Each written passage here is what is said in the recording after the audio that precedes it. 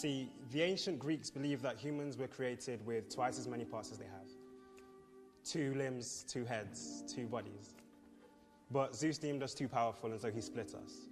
These people became our other halves, our soulmates. This is why we feel complete in the people that we find, when you find that right person. I can't really explain the premise that love births, the way you become whole with the person your affection strains for. It's easy to feel things for people, but we all have different beliefs, different ethics, values, and understandings. Love isn't always enough to sustain love. Because like all things, love needs work. Love needs compromise.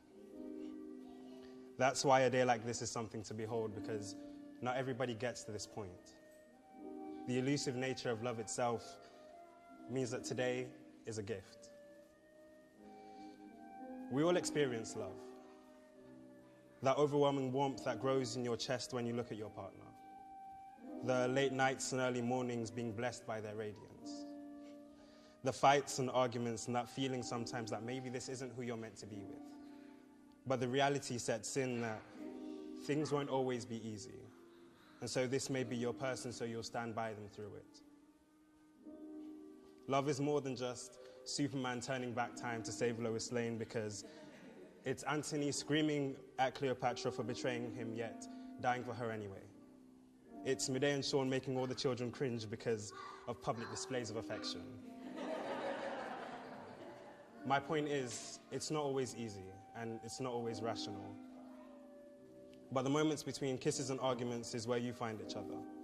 On Friday nights when the world has grown too heavy on your back, work being a hassle, sleep not visiting as often. Love lets you drop your guard like your head in the arms of the person you decided to share your life with. Starting Mission Impossible but never ending it because you fell asleep. Love is apologizing even when she's wrong. Leaving him alone to watch football or rugby or whatever other sports is on. But also being the first to tell her when that bright red blush just isn't working. Or when it's better to keep his hair longer because if not, he's gonna look scary. Love is acceptance. Accepting that he actually likes the song Man's Not Hot. And that she can't listen to Afrobeats without dancing badly. Love is getting her fish and chips because this week has been a tough one. And winding her up because it's easy and she always falls for it. Loving someone means loving everything that comes with them, even when you can't stand it. From bad habits to family. You learn to love the way she snores, and he's constant, project managing, even when it annoys you. Love is compromise.